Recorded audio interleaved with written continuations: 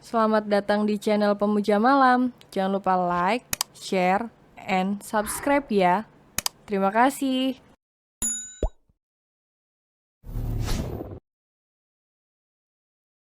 Chapter 56, Penyesalan Tak Ada Gunanya.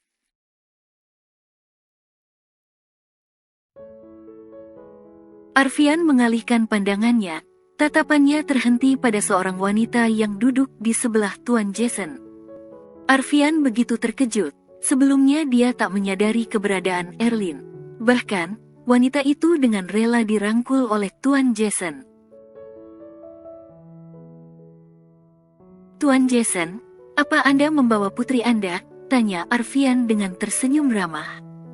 Oh, bukan, dia kekasih saya, ujar Tuan Jason yang mengejutkan Arfian dan Aluna. Oh begitu, baik, sahut Arfian dengan melirik ke arah istrinya. Mereka pun menyajikan hidangan yang telah tersedia. Dengan telaten, Arfian memotongkan steak daging untuk istrinya dan memastikan steak itu cocok di lidah sang istri. Aku ke kamar mandi dulu, pamit Erlin pada Tuan Jason. Aluna melihat pergerakan Erlin, wanita itu pun sengaja menjatuhkan potongan steaknya ke dress miliknya. Melihat itu, Aluna segera berdiri dan mengusap dressnya yang kotor. Mas, aku ke toilet sebentar ya. Izin Aluna. Perlu aku temani, tawar Arfian. Aluna menggeleng, tapi tetap saja pria itu merasa khawatir. Jalannya pelan ya, ingat, kamu sedang hamil. Peringat Arfian. Aluna mengangguk, dia pun berjalan meninggalkan ruangan itu menuju kamar mandi. Arfian masih memantau istrinya, dia khawatir. Takut Aluna kenapa dan dia tidak ada di sampingnya. Kamu sangat mencintai istrimu ya? Tanya Tuan Jason yang membuat Arfian menoleh padanya. Ya, dia wanita yang sangat aku cintai, sahut Arfian. Kau beruntung, dia sangat cantik, puji Tuan Jason. Arfian hanya menanggapinya dengan tersenyum. Dalam hati pria itu berkata, dia akan menyembunyikan istrinya dari pria seperti Tuan Jason.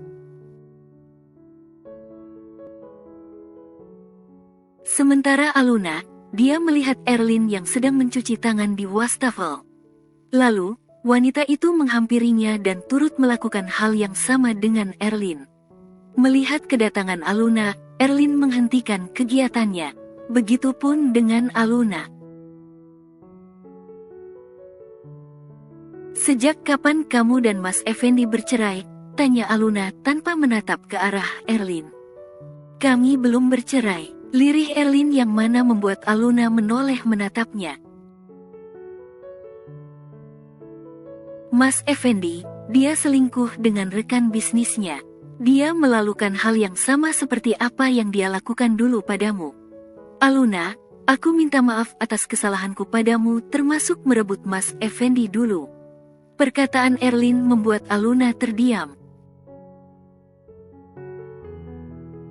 Kalau begitu, kenapa tidak bercerai saja? Kenapa kamu dan Tuan Jason? Erlin menghela nafas pelan, dia menunduk dan menatap tangannya. Melihat wanita itu, Aluna tidak tega. Walaupun Erlin pernah menyakitinya, tapi mereka tetaplah wanita. Keduanya pun disakiti oleh pria yang sama. Perilaku Effendi dulu padanya, tentu saja membekas dalam ingatan Aluna. Tentu saja, Aluna tahu bagaimana perasaan Erlin. Aku tidak sepertimu Aluna, yang hanya diam ketika Effendi memperlakukanku seperti itu. Aku juga ingin bercerai darinya. Namun, setiap aku mengutarakannya, dia selalu menyiksaku. Aku bertahan, hanya demi putriku. Aku lakukan ini, karena Tuan Jason bisa membuatku terlepas dari Effendi. Kehidupanku sudah hancur, lirih Erlin. Aku tidak tahu harus berkata apa. Yang kamu rasakan, sama halnya dengan yang aku rasakan dulu. Setidaknya, kamu bisa mengambil pelajaran dari semua ini. Jangan pernah menghancurkan dongeng wanita lain hanya demi menghidupkan dongeng kamu. Karena apa yang kamu dapat, itulah yang kamu lakukan dulu pada wanita yang telah kamu hancurkan kebahagiaannya. Ujar Aluna dengan suara yang pelan.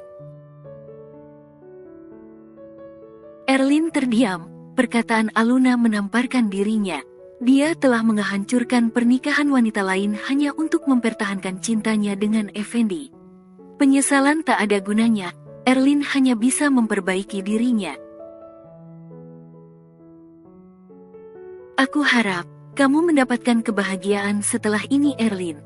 Aku memaafkan semua kesalahanmu padaku. Sekarang, aku sudah mendapatkan suami yang jauh lebih baik dari Mas Effendi. Dia memperlakukanku selayaknya seorang ratu, bukan pembantu. Semoga kamu bisa mendapatkan kebahagiaanmu sendiri tanpa merusak kebahagiaan wanita lain lagi. Erlin mengangguk, dia menundukkan kepalanya. Rasanya, dia sangat malu dengan Aluna. Melihat itu, Aluna langsung memeluk Erlin. Erlin pun membalasnya, isakan tangis terdengar jelas di telinga Aluna. Aluna, terima kasih. Semoga kehidupanmu selalu bahagia, bisik Erlin. Semoga kamu juga bisa bahagia. Kita sesama wanita, jangan sampai terus dihancurkan oleh pria seperti Effendi, bisik Aluna. Saat perjalanan pulang, Aluna menceritakan semuanya pada Arfian. Pria itu mendengar cerita sang istri seraya mengelus perut buncit wanita itu. Bahkan, sesekali dengan gemas pria itu melabuhkan sebuah kecupan di sana. Dia memang mendengarkan cerita Aluna, tetapi dia lebih fokus pada perut wanita itu. Kamu dengar ceritaku gak sih, Mas? Heran Aluna. Dengar, tapi gak penting. Itu balasannya bagi mereka. Udah satu tukang rebut, satunya gatal. Cocoklah mereka berdua, sahut Arfian dengan santai. Tapi Erlin kasihan loh, lirih Aluna. Arfian menghela nafas pelan, dia menegakkan tubuh dan mengelus pipi istrinya dengan lembut. Dulu, dia gak kasihan sama kamu. Jangan lembut banget jadi orang sayang. Nanti, kamu mudah dimanfaatkan. Aku tahu kamu lagi hamil, perasaanmu lagi sensitif. Melihat kecoa kejepit aja kamu nangis. Tapi aku minta, jangan sampai dimanfaatkan mereka ya. Sudah cukup, kita tidak perlu ikut campur dalam kehidupan mereka, ujar Arfian dengan lembut. Iya juga sih, gumam Aluna. Arfian meraih kepala Aluna, lalu dia menempatkan kepala wanita itu di bahunya. Dia meminta Aluna untuk tidur saja, karena perjalanan mereka masih sangat panjang. Benar saja, tak lama Aluna memejamkan matanya. Wanita itu juga terlihat lelah karena perjalanan malam ini. Jangan terlalu baik sayang. Kamu juga harus tega pada orang yang tega padamu. Aku Arfian Ken Sagara, tidak akan pernah membiarkan orang menginjak harga dirimu dan menghapus kebahagiaan keluarga kita. Selama aku masih hidup, aku pastikan kamu dan anak kita selalu bahagia. Batin Arfian sebelum akhirnya pria itu meraih tangan sang istri dan mengecup punggung tangannya dengan lembut.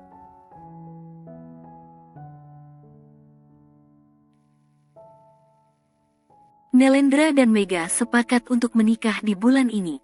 Keduanya sudah mulai sibuk menyiapkan pernikahan. Tak hanya itu, Mega sudah seringkali mendatangi Aluna hanya untuk meminta saran darinya.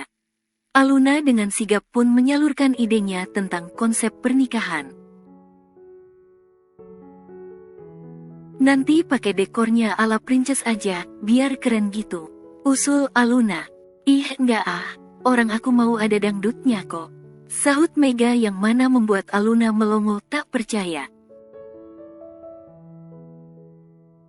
Terserah kamu aja deh, pasrah aku.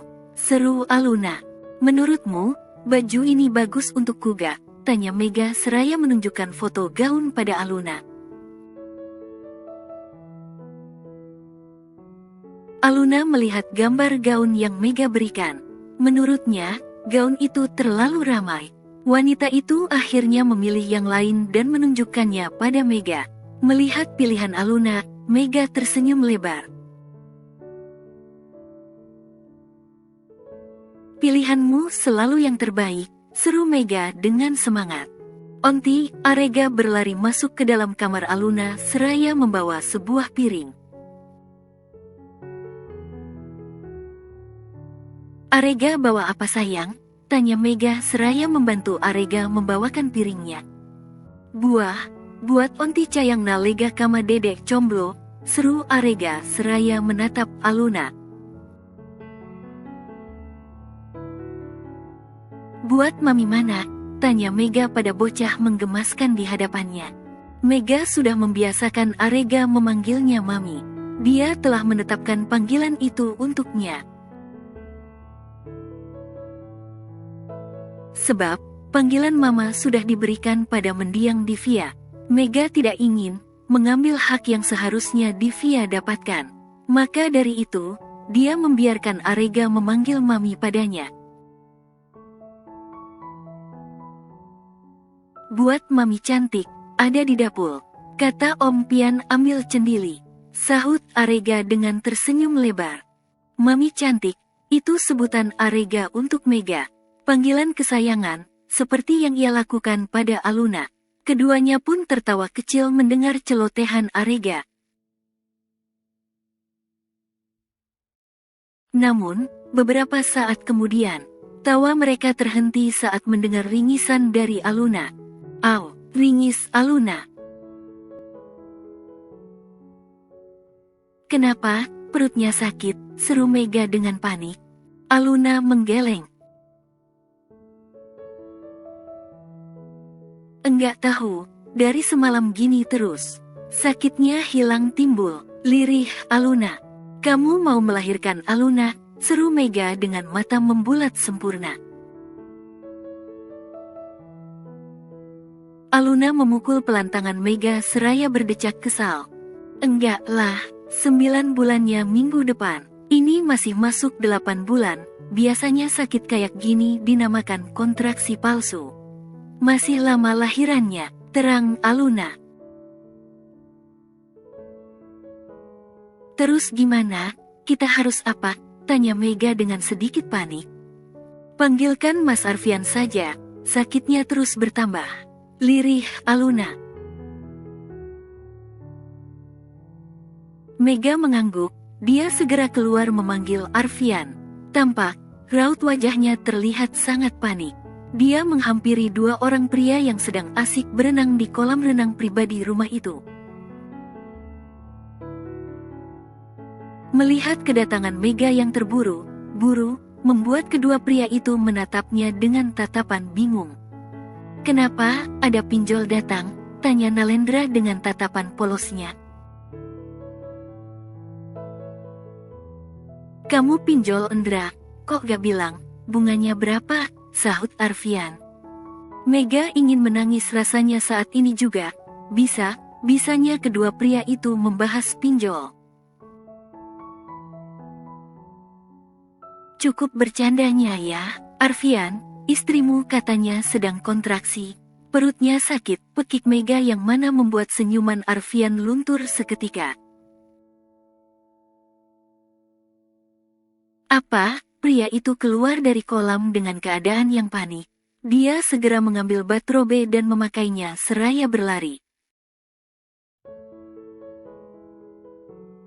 Nalendra pun turut keluar kolam. Mega langsung memberikannya batrobe yang sama seperti Arfian. Kontraksi, bukannya belum 9 bulan? Tanya Nalendra dengan bingung.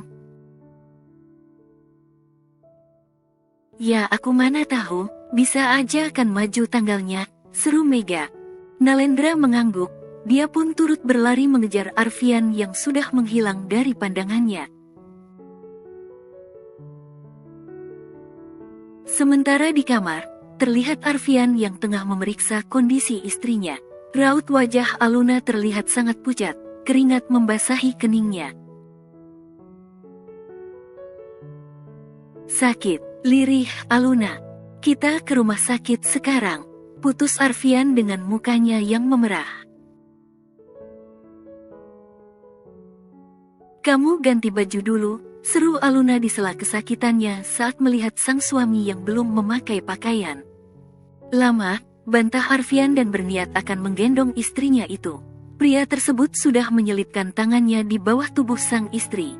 Namun, wanita itu justru mendorongnya dengan tatapan kesal. Masa ke rumah sakit begitu pakaiannya sih mas? Nanti yang ada dokternya ngeliatin kamu, seru Aluna yang masih sempatnya cemburu. Tak mau lama berdebat, akhirnya Arfian mengganti pakaiannya dengan pakaian yang pantas. Lalu, pria itu kembali mendekati istrinya dan segera menggendongnya. Nalendra sudah menyiapkan mobil, mereka telah siap akan pergi. Hi, tunggu, baju dedek Cendol Emblona ketinggalan. Saat semuanya sudah memasuki mobil, Arega justru berlari seraya menarik tas besar bersihkan perlengkapan persalinan yang sudah disiapkan dari jauh hari. Entah dari mana bocah itu tahu tas tersebut. Bergegas, Mega keluar dari mobil dan meraih tas yang bocah itu bawakan. Lalu, wanita itu memberikannya pada Nalendra. Aku akan menyusul kalian nanti. Cepatlah jalan, titah Mega. Wanita itu harus menjaga Arega, karena tak mungkin membiarkan anak itu sendirian di rumah. Nalendra pun melajukan mobilnya dengan kecepatan tinggi. Dia juga menghubungi polisi yang sedang bertugas untuk melancarkan perjalanan mereka. Sakit, lirih Aluna. Kamu udah telpon dokter kandungan istrimu kak? Tanya Nalendra. Sudah, mereka sudah menunggu kita, sahut Arfian. Bersambung.